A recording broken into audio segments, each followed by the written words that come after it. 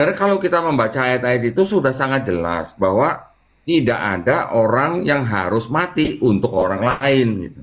Konsep itu Hmm. tidak ada. Bahkan ada juga ayat di dalam Perjanjian Lama, Tuhan tidak berkenan ya dengan orang yang mati untuk orang lain gitu.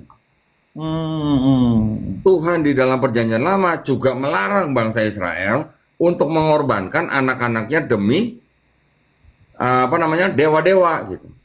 Itu sangat dilarang gitu. Nah, sekarang kalau Tuhan itu sendiri melarang bangsa Israel untuk mengorbankan anaknya, bagaimana mungkin Tuhan yang melarang ini kok tiba-tiba dianggap menjadi Yesus berkorban untuk dosa manusia gitu? Apa itu Hmm. nggak namanya pelin-pelan gitu, Sat? Iya, iya, iya, iya. Ya kan? Nah, jadi ada perbedaan konsep keselamatan antara Perjanjian Lama dan Perjanjian Baru. Hmm. Nah, yang kita sekarang bicarakan tentang konsep di dalam Kristen ini diperkenalkan oleh orang yang namanya tadi saya sebut yaitu Paulus, yang mana dia mengaku sebenarnya begini, Ustaz. Hmm. Dia adalah seorang bangsa Yahudi, ayahnya seorang dari suku Benyamin, ibunya dari Tarsus Yunani. Jadi dia blasteran, Ustaz. Ya.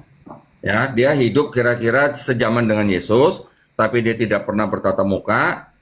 Dia awalnya pernah belajar dari seorang rabi namanya Rabi Gemaliel. Nah, Gemaliel. Kembali. Ya, terus kemudian dia pernah menjadi warga Romawi, dan kerjaannya dia itu mengejar-ngejar pengikutnya Yesus. Ini Hmm. pengakuan dia sendiri nih, Ustaz ya. Hmm. Tetapi pada suatu saat ketika dia sedang mengejar pengikut Yesus ke kota Damsyik, di tengah perjalanan dia bersama teman-temannya mengaku melihat cahaya, mendengar suara. Hmm. Ya, mungkin kita kemarin udah pernah bicara sebentar ya masalah ini ya. Hmm. Setelah itu kan dia mengaku buta, setelah sembuh dia mengaku bertobat dan menjadi pemberita tentang Yesus gitu. Oh. Ya, setelah menjadi pemberita tentang Yesus, dia punya konsep yang boleh dikatakan beda dengan konsep keselamatan yang diajarkan oleh Yesus. Nah, Hmm. konsep keselamatan yang diajarkan oleh Yesus ini sama dengan apa yang ada di dalam Perjanjian Lama, Ustaz. Hmm. Ya, Yesus ditanya sama murid-muridnya di Matius pasal 18, siapa yang terbesar di kerajaan sorga? Yesus mengambil seorang anak kecil, memangkunya, kemudian bicara kepada murid-muridnya, kalau kamu tidak bertobat dan menjadi seperti anak kecil ini, kamu tidak masuk ke dalam kerajaan sorga. Oh.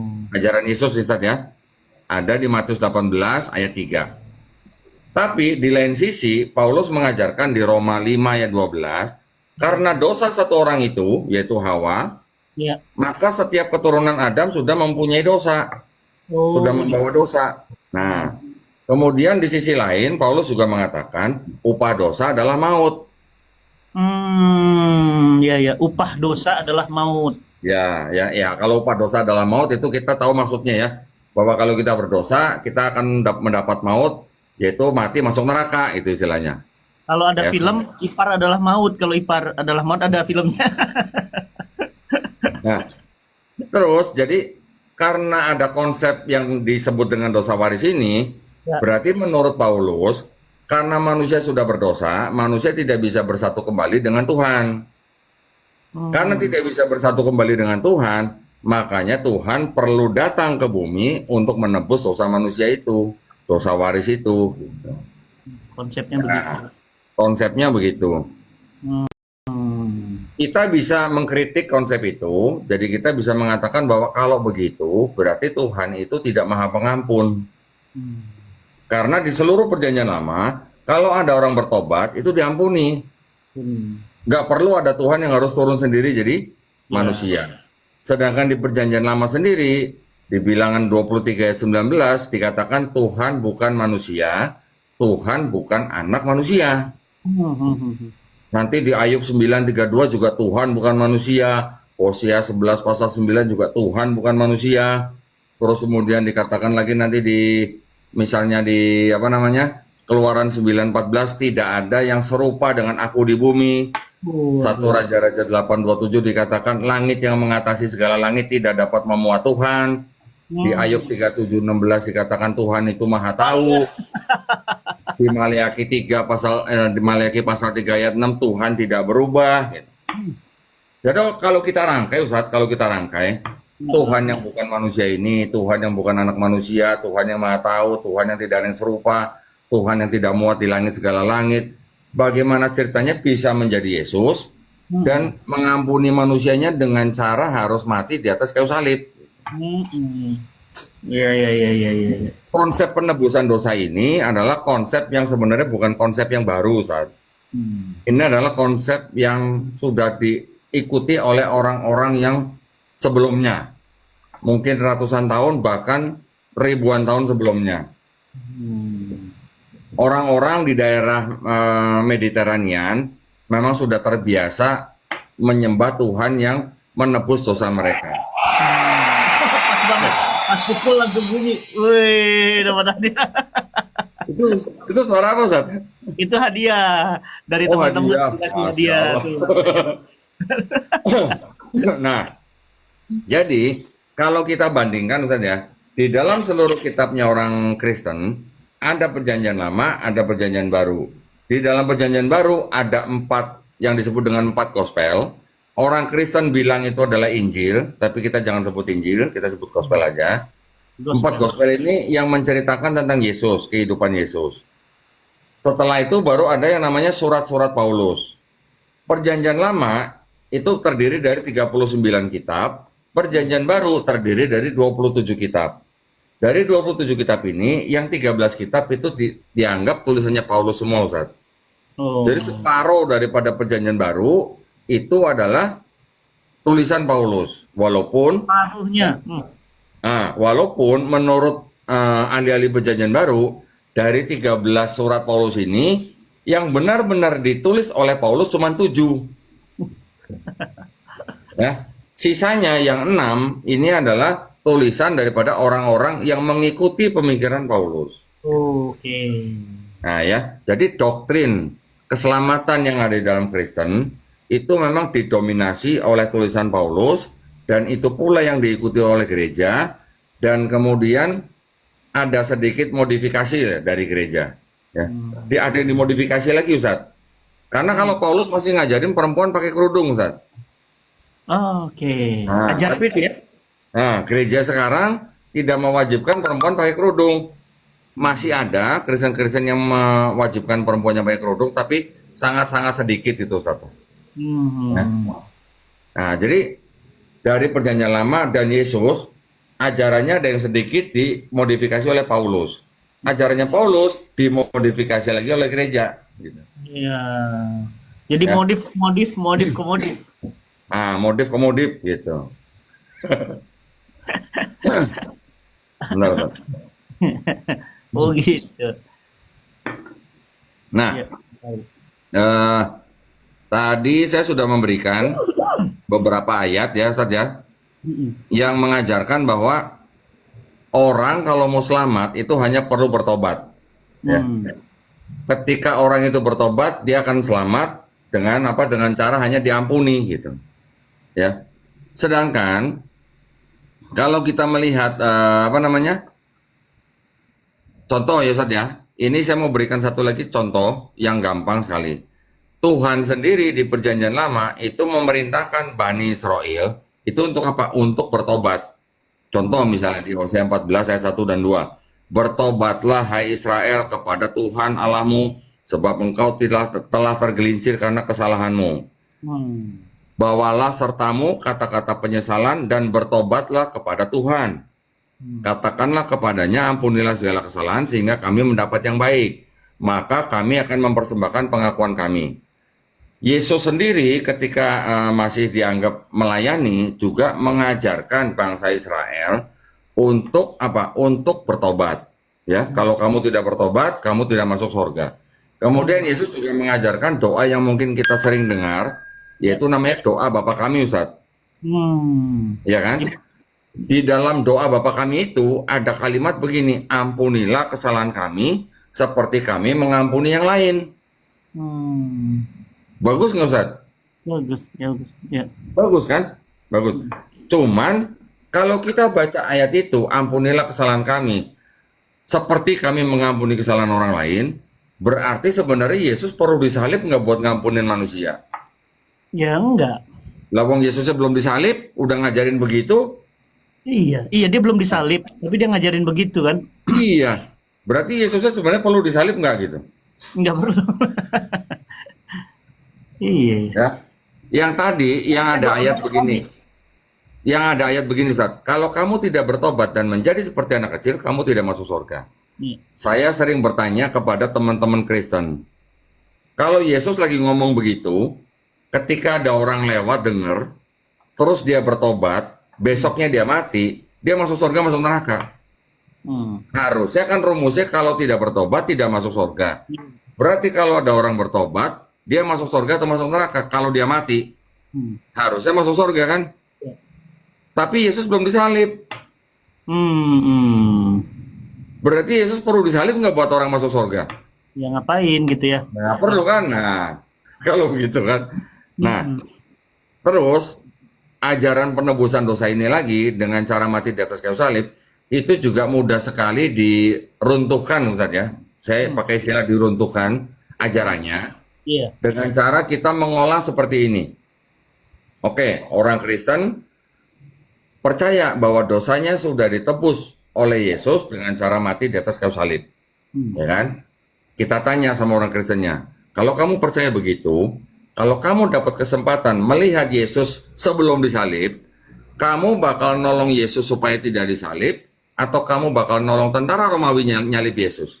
Wah, nolong jangan disalib dong. Kalau nolong jangan disalib, berarti dosanya nggak jadi ketebus dong. Enggak kan Yesus ngomong sebelum disalib udah diampuni kalau taubat. Nah iya, nggak ini kalau buat orang Kristen yang sekarang, Oh iya. yang mereka percaya bahwa dosanya sudah ditebus oleh matinya Yesus di atas kayu salib, berarti kalau mereka bisa ngelihat Yesus sebelum disalib, mereka harusnya menolong Yesus supaya tidak disalib, atau nolong tentara Romawi nyalip Yesus. Nolong tentara Romawi ya. Harusnya bagaimana? Kalau dia cinta Yesus, harusnya kan dia nolong supaya Yesus tidak disalib. Jangan dong, heeh. Kalau dia nolong Yesus supaya tidak disalib, dosanya kan nggak jadi ketebus. Iya. Tapi Karena- kalau dia nolong tentara Romawi nyalip Yesus, dosanya ditebus, tapi kan tega bener gitu nyalip Tuhannya sendiri gitu. Serba salah. Nah kan, jadi kan serba salah jadinya gitu maksud saya. Hmm. Oke. Satu lagi, orang Kristen percaya bahwa dosanya sudah ditebus dengan matinya Yesus di atas kayu salib. Iya. Saya tanya sama mereka, yang nyalip Yesus siapa? Tentara Romawi. Hmm. Disuruh sama siapa? Sama Gubernur Pontius Pilatus. Hmm. Gubernur Pilatus diminta sama siapa? Sama imam-imam Yahudi. Hmm. Imam-imam Yahudi bisa nangkep Yesus karena siapa? Karena muridnya Yesus sendiri, Yudas Iskariot. Yudas Iskariot. Hmm.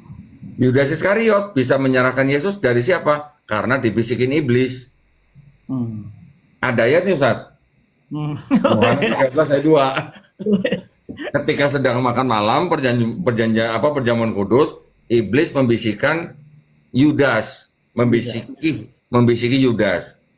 Jadi saya bertanya kepada orang Kristen, kalau orang Kristen percaya dosa yang sudah ditebus dengan mati Yesus di atas kayu salib, berarti tentara Romawi, Pilatus, imam Yahudi, Yudas Iskariot sama iblis, ini buat orang Kristen berjasa apa enggak? Jawaban mereka apa rata-rata? Kalau yang masih menggunakan nalar sehat, mereka harus bilang berjasa. Hmm. Kalau nggak berjasa, bagaimana dosa mereka bisa ditebus? Kan gitu. Hmm. Saya tinggal tanya, kalau iblis tidak membisiki Yudas, bakal ada penyalipan nggak? Enggak. Enggak. Ya kan? Tapi karena dianggap sudah terjadi, di kitabnya mereka kan sudah dicerita, sudah disalib, sudah bangkit. Karena sudah disalib dan bangkit, dan iblis membisiki Yudas, berarti iblisnya berjasa nggak buat orang Kristen? Pusing ya. Pusing nggak? Nah, itu sebenarnya pertanyaan saya hanya pertanyaan pancingan, Ustaz. Hmm. Ya, kalau orang yang paham kristologi, orang yang paham kitabnya mereka akan bilang, oh itu sudah rencana Tuhan. Itu sudah Hmm. ketetapan Tuhan. Hmm. Nah, tinggal nih pertanyaan berikutnya keluar semua, Ustaz. Hmm. Kalau kamu bilang itu rencana Tuhan, berarti sebenarnya yang membunuh Yesus itu berarti Tuhan sendiri atau Yesus bunuh diri? Iya, rencana Tuhan untuk membunuh Tuhan. Lebih pusing Nah, lagi. Ya, Om. jadi pertanyaan itu nanti akan panjang saja, akan membuat orang semakin berpikir sampai apa namanya logikanya macet kalau dia paksakan. Hmm. Kalau dia paksakan logikanya pasti akan macet. Tapi kalau dia baru sekali ditanya dengan pertanyaan pancingan itu sudah terbuka menjawab dengan nalar sehat, insya Allah dia akan tidak akan setuju dengan konsep penebusan dosa itu, Ustaz. Hmm. Ya, nanti kalau pendeta yang menjawab itu akan bilang bahwa itu sudah dinubuatkan, Ya. ya, sudah dinubuatkan di mana di Perjanjian Lama. Nah, saya tinggal serang dengan kitab-kitabnya orang Yahudi. Hmm. Orang Yahudi yang menyusun kitabnya mereka lebih punya otoritas untuk menafsirkan. Kenapa kalian menafsirkan kitab orang dengan kacamata kalian? Saya bilang gitu. Hmm. Tapi kan itu sudah jadi kitab Kristen. Tapi awalnya yang menulis itu siapa? Ditulis oleh siapa? Diterjemahkan ke bahasa Yunani untuk digunakan oleh orang Kristen. Dan sama Kristen terjemahannya dirubah-rubah. Nah, mana buktinya? Saya bisa kasih bukti. Nih, yang ini dirubah dari apa namanya? Dari wanita muda jadi perawan. Maksudnya apa untuk perawan?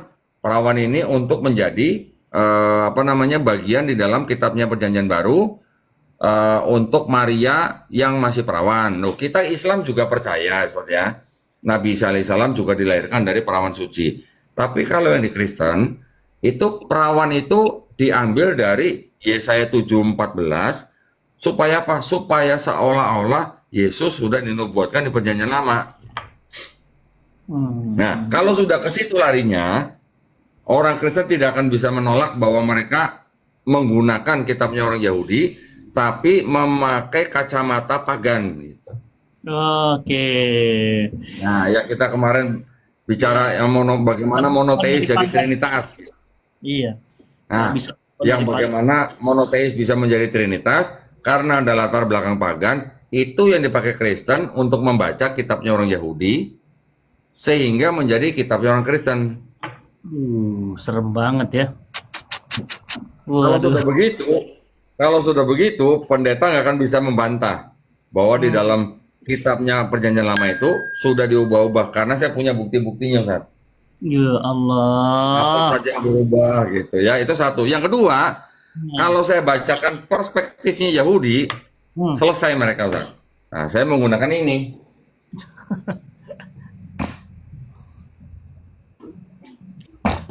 Kalau saya menggunakan ini, sudah selesai. Ya. Ini kitab Yahudi, isinya ayat-ayat dan ada tafsirnya. Ini juga kitab Yahudi, ada tafsirnya juga, gitu. Hmm. Ada bahasa Ibraninya, mana nih? Ya. Tuh. Ada bahasa Inggrisnya, ada tafsirnya. Kalau saya sudah bacakan ini, mereka udah nggak bisa nyangkal. Ya ini berarti kan memang apa ya namanya ya, memang otoritasnya orang Yahudi, ya. Orang Kristen yang sudah memakai ribuan tahun lalu, mereka memang seperti tadi saya bilang menggunakan kacamata pagan untuk memakai kitabnya orang Yahudi, Hmm. ya. Tapi maksud saya gini, orang Kristen mana yang menyusun kitab itu, gitu. Ya, kan tidak ada. Yang menyusun kan orang Yahudi. Berarti kalau begitu, bisa nggak dikatakan bahwa kitabnya orang Yahudi itu sebagai landasan teologinya orang Kristen? Iya. Kan nggak bisa, Iya. ya kan? Kalau memang menggunakan kitabnya orang Yahudi untuk menggunakan konsep teologinya, berarti harusnya di Perjanjian Baru juga monoteis. Harusnya. Ya. Kalau menggunakan kitabnya orang Yahudi untuk konsep keselamatannya, berarti untuk di Perjanjian Baru juga harusnya tidak boleh ada konsep penebusan dosa. Ya. Karena di Karena sana. jadi pertabrakan gitu saat konsep Iya. ketuhanan, konsep keselamatan. yang di perjanjian lama dan perjanjian baru ini bertabrakan, nggak matching gitu. Nah, kalau sudah begitu, nah kita udah nggak bisa, kita udah apa namanya, mereka udah nggak bisa ngomong apa-apa gitu. Karena dari maju salah, mundur salah gitu. Iya, iya. Iya, iya, iya, iya, benar ya. Jadi Nah, nyangkal tapi ada bukti otentik, nggak nyangkal tapi harus disangkal. iya, nah Iya. sekarang mungkin nanti untuk yang berikutnya Ustadz ya, saya nanti ingin mengajukan topik kepada Ustadz Fatih Karim, Hmm. topiknya tentang tuduhan tentang Islamic dilemma. Pernah dengar nggak, Ustadz? Belum. Islamic Belum. dilemma. Hmm. Nah, jadi dari kalangan mereka, dari kalangan Kristen, itu mengajukan sebuah tuduhan bahwa di dalam Quran, di apa namanya, dinyatakan bahwa Quran membenarkan kitab-kitab yang telah diberikan sebelumnya, Ya, Taurat dan Injil, ya kan? ya. Dibenarkan oleh Allah Subhanahu wa taala sendiri, dibenarkan oleh Nabi Isa alaihissalam di dalam Quran. Ya, kita bisa membaca banyak lah di Al-Baqarah, di Ali Imran, di Al-Maidah, banyak. Ali Imran 13, Ali Imran 51, Al-Maidah 44, 46, 48, itu semuanya membenarkan. Orang Kristen akan bilang, tapi kalian bilang juga kitab kita sudah rusak gitu, ya kan? Hmm. Nah, kalau kitab kita benar, berarti Quran salah dalam membenarkan.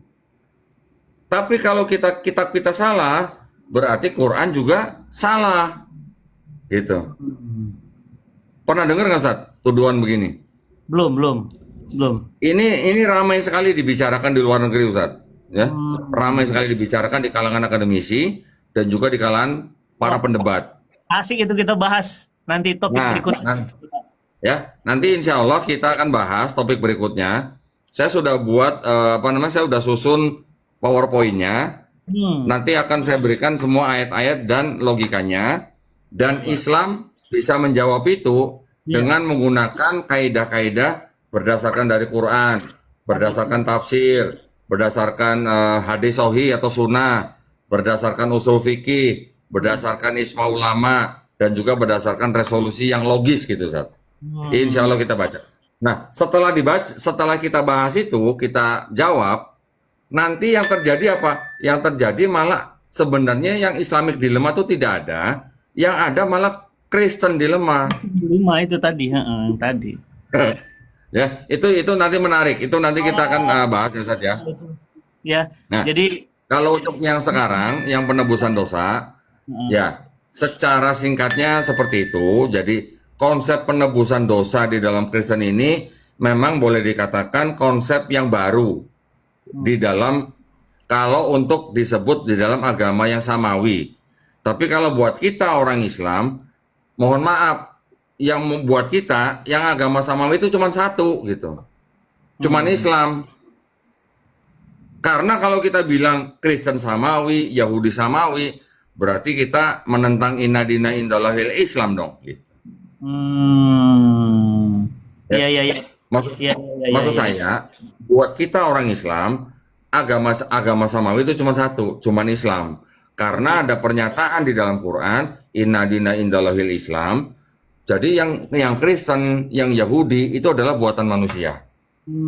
Walaupun Quran membenarkan ada kitab-kitab yang telah diturunkan sebelumnya, tetapi yang dipegang oleh orang Yahudi, yang dipegang oleh orang Kristen itu bukan Taurat dan Injil yang dimaksud oleh Quran.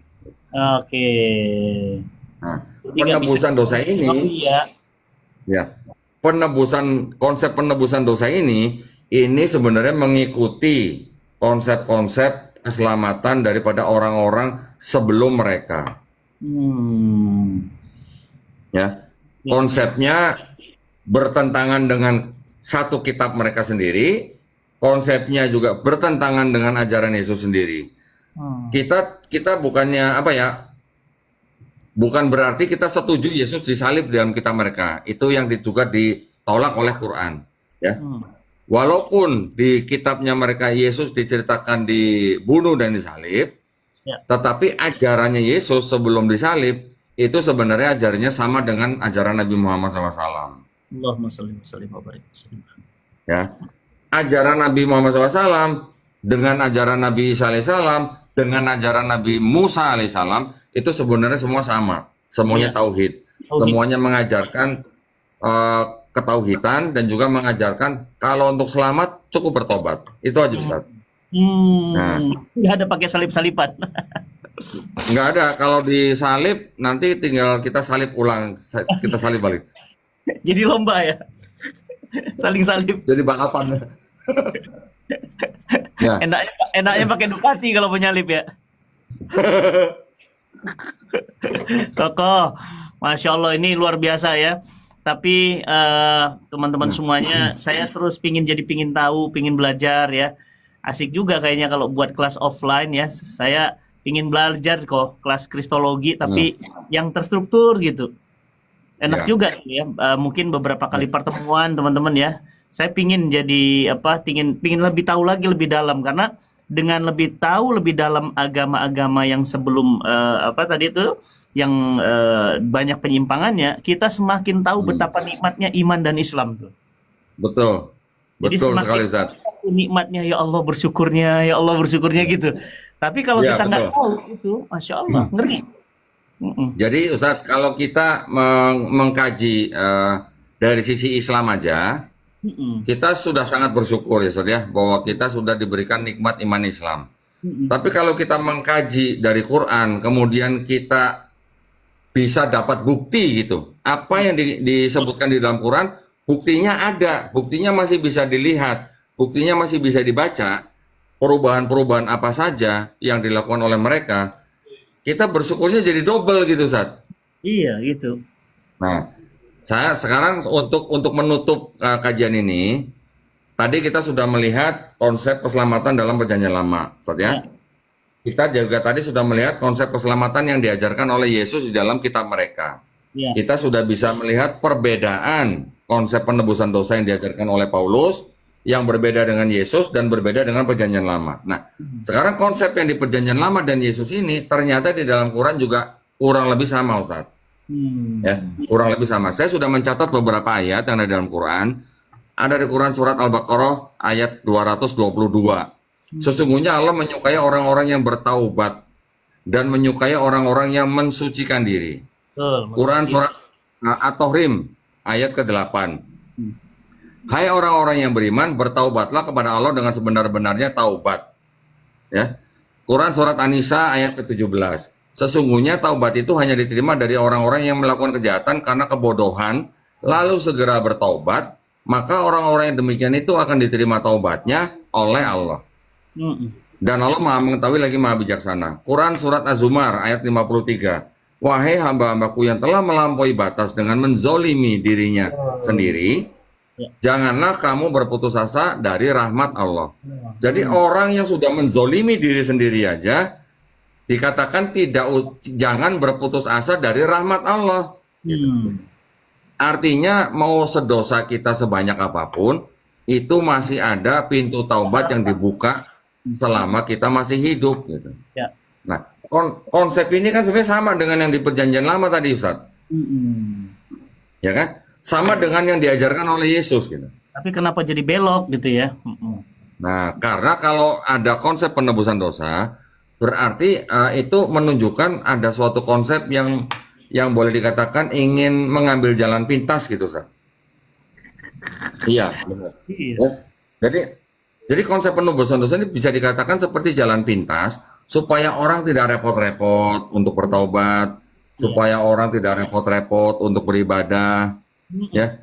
Tapi sudah ada yang menebus dosa kita. Ini mohon maaf ya Ustaz ya, saya cerita sedikit ya. Oke. Zaman saya dulu, Ya. ketika saya masih di agama itu, saya merasa saya bisa dapat ini, saya bisa beli ini, saya bisa beli ini. Ini karena kemampuan saya. Terus saya mau melakukan ini, saya melakukan ini. Nanti juga ditebus dosanya gitu. Itu makanya baru tadi saya mau ngomong, kok berarti kalau begitu mereka berbuat apa aja gitu ya. Yang penting nanti ditebus gitu ya.